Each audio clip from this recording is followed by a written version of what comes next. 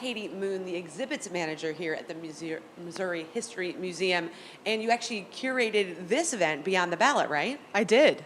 Okay, so first of all, when we put this into thoughts, it's been 100 years since women got the right to vote. When I think about that, I'm just floored by how that wasn't that long ago. Is that kind of what inspired you?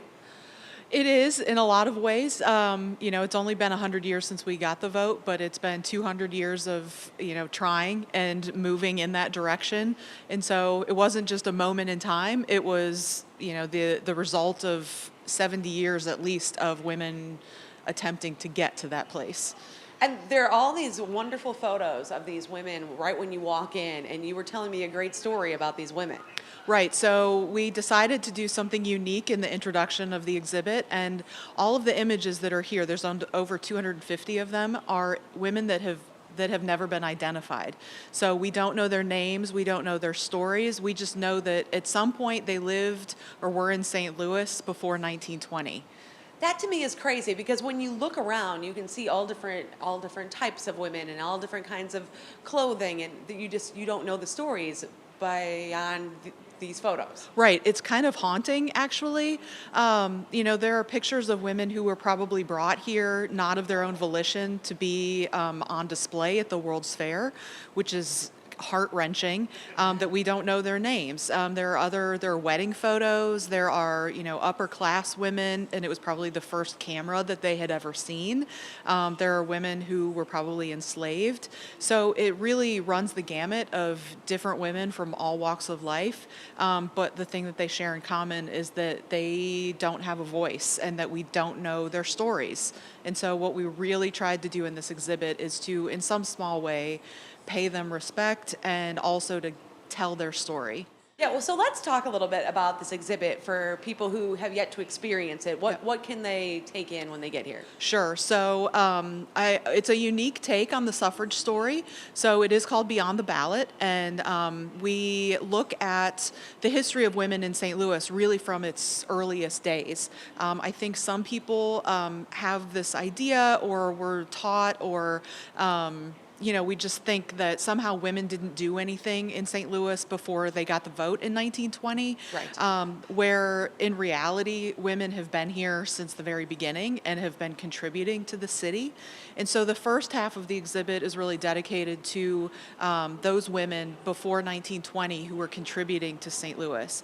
And so we have 32 women that we highlight with their names and their brief life story and their activity here, and also some artifacts and great images that show what women's roles were before 1920 and just provide more context of what was happening and what the city was like at that time.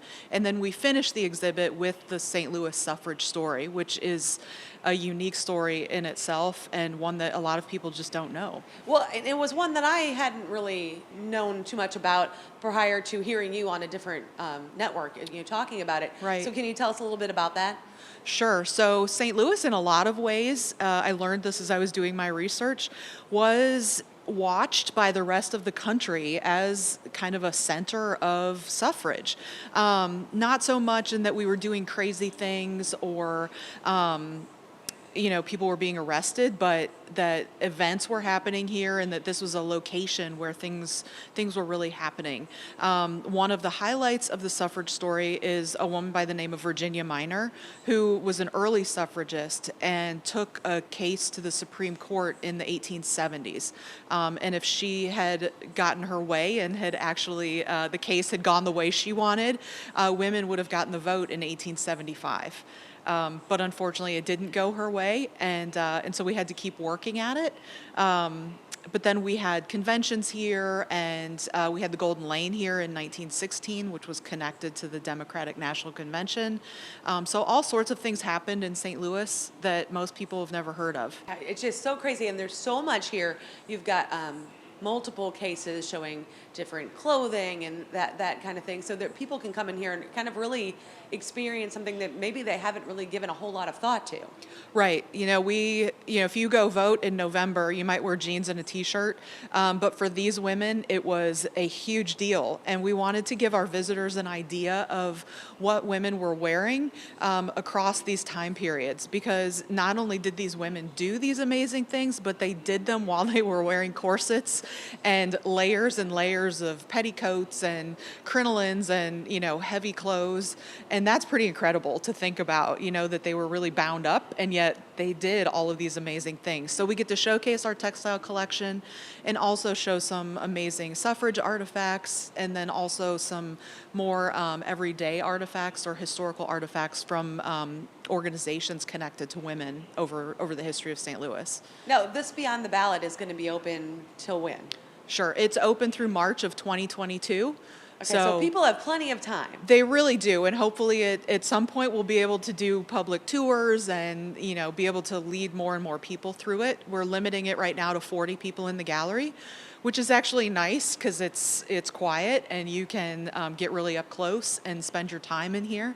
And so people are enjoying that fact, but hopefully at some point we'll get more and more people in.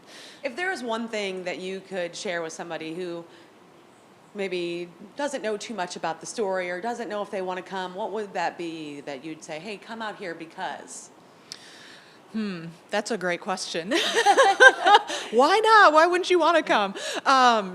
I think it's a responsibility, honestly, especially as a woman living in St. Louis, to know the women in our history who have created and paved this way for us, but also to start to see St. Louis as an important city in American history, that in a lot of ways, because we are in the middle, we can't decide if we're Southern or Northern or Western or Eastern, that St. Louis was really kind of the center of where things were happening and the rest of the country was watching. And I think you see that in the suffrage movement too. And there's just lots of really cool, interesting stories and interesting women that I think we should know. We should know what they did, and we should know their names, just like we know the names of, so many men who were part of St. Louis history. There were women who were equally as important. Right, and that's kind of one of the reasons I kind of love it here at the Missouri History Museum. How can somebody find out more information about the Missouri History Museum and, of course, Beyond the Ballot? Sure. It's very easy. Just go to our website. It's mohistory.org. And in order to come to the museum, it's free, as it always has been and always will be. But they do have to register before they come in, because we're limiting the number of people in the museum. But once they're in, they are able to spend as much time as they want in the gallery and in the museum.